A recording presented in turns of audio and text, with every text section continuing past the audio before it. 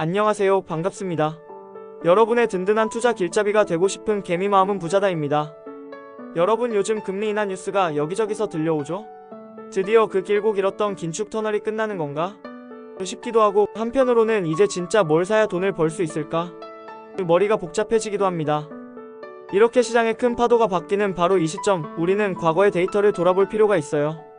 역사적으로 금리가 내리기 시작할 때 유독 시장의 스포트라이트를 받으며 반짝반짝 빛났던 자산이 있거든요.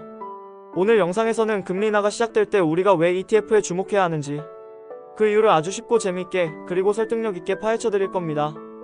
그 주인공은 바로 인베스코 QQQ 트러스트, 일명 QQQ입니다.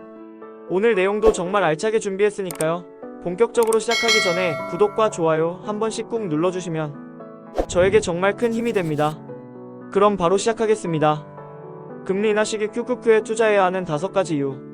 금리 인하 시기에 왜 하필 QQQ냐고요? QQQ는 나스닥 100 지수를 따르기 때문에 애플, 마이크로소프트, 엔비디아, 아마존 같은 거대 기술주, 성장주들이 잔뜩 모여있는 ETF인데요. 이 친구들이 금리 인하를 유독 좋아하는 이유 5가지를 속 시원하게 알려드릴게요. 자, 그럼 금리 인하가 시작될 때 왜 하필 QQQ인지, 그 5가지 이유를 뼈대부터 속살까지 아주 제대로 파헤쳐 보겠습니다. 첫 번째, 미래 대박에 붙은 박앤셀 딱지를 떼어버린다. 할인율의 마법.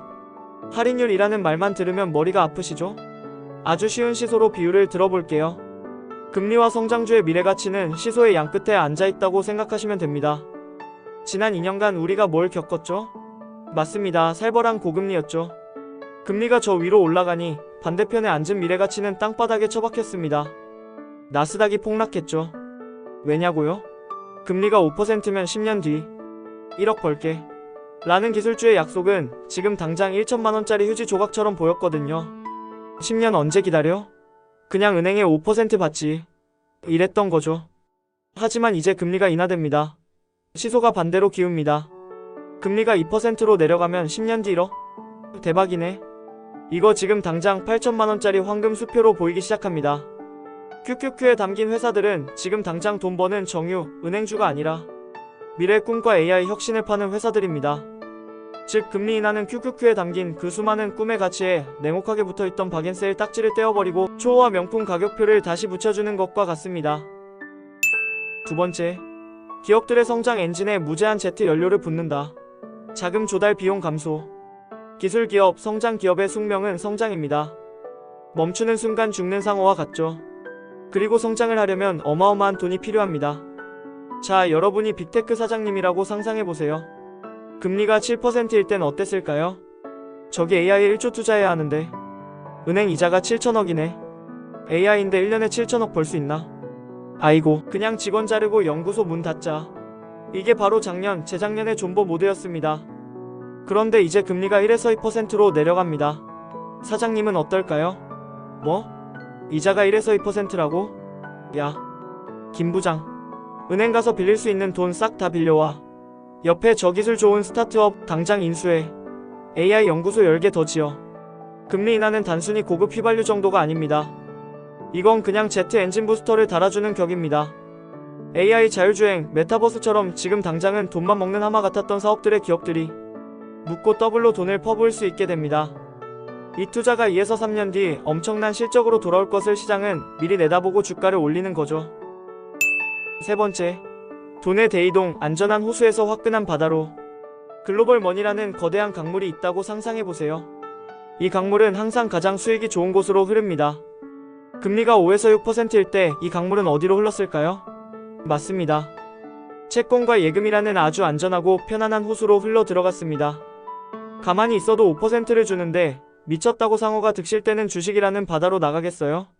하지만 금리가 2%로 내려가면요, 인플레이션이 3%인데 이자가 2%면 안전한 호수에 돈을 넣어두는 건 사실상 말라 죽는 길입니다. 돈의 가치가 매년 1%씩 깎이는 거니까요. 이 똑똑한 돈들이 가만히 있을까요? 이대로는 안되겠다를 외치며 댐을 터뜨리고 위험하지만 화끈한 바다, 즉 주식시장으로 뛰쳐나옵니다. 이게 바로 머니 무브입니다. 그리고 그 바다 중에서도 가장 화려하고 짜릿한 핫플레이스가 어디죠? 바로 성장주, 즉 QQQ입니다. 설마 아직도 핫플레이스를 놔두고 다른 곳에 정착하고 있는 건 매우 안타까운 일이겠죠. 주식 말고는 대안이 없다. 전설의 그 단어 TINA. There is no alternative의 시대가 다시 돌아오는 겁니다. 네 번째, 역사 속 상승장 주인공 DNA는 변하지 않는다. 역사적 데이터. 물론 과거의 성과가 미래의 수익을 100% 보장하지 않는다는 말은 투자의 제일 원칙입니다. 인정합니다.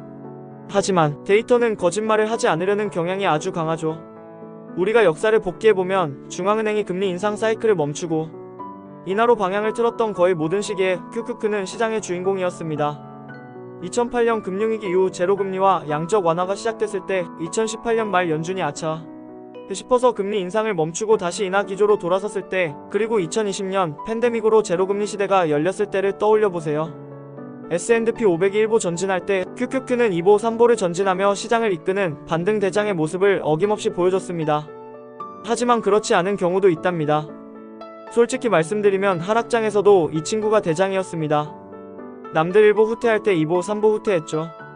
그만큼 변동성이 크다는 뜻입니다. 하지만 우린 지금 상승장을 준비하는 거잖아요. 금리 인하라는 상승장의 신호가 켜졌을 때 가장 먼저 가장 멀리 뛸 수 있는 주인공 DNA를 가졌다는 것이 핵심입니다. 다섯째, 가만히 앉아서 외화 보너스를 받는다. 달러 약세 효과. 이건 정말 달콤한 보너스입니다. 보통 미국이 금리를 낮추면 어떻게 될까요? 미국 달러의 이자가 싸지니 달러의 매력이 떨어지겠죠? 투자자들은 달러를 팔고 이자가 더 높은 다른 나라 돈을 사려 할 겁니다. 그럼 자연스럽게 달러 가치 하락이 나타날 수 있습니다. 근데 그게 QQQ랑 무슨 상관이냐고요? 엄청난 상관이 있습니다. QQQ에 속한 애플, 마이크로소프트, 엔비디아 같은 공룡 기업들은 매출의 40에서 60%가 미국 밖, 즉 해외에서 나옵니다.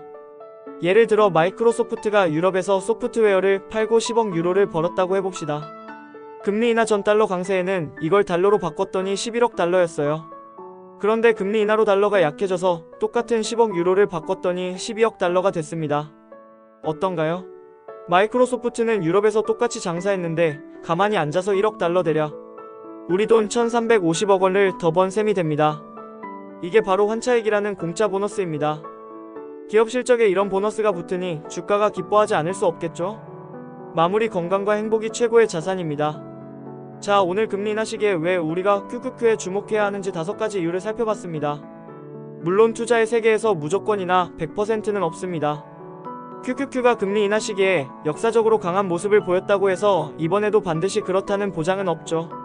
특히 기술주는 아시다시피 변동성이 크기 때문에 가즈하며 전 재산을 넣기보다는 본인의 투자 성향과 상황을 반드시 고려해서 분할 매수로 접근하는 지혜가 필요합니다. 시장의 변화에 현명하게 대응하며 자산을 불려나가는 것도 정말 중요하지만 그 모든 투자의 근본적인 목적은 결국 우리의 행복 아닐까요? 가장 중요한 투자는 여러분 자신의 건강과 사랑하는 사람들과의 행복한 시간임을 절대 잊지 마세요.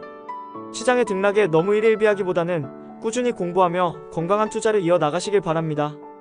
여러분의 성공적인 투자와 더불어 늘 건강하고 행복하시기를 진심으로 응원합니다. 감사합니다.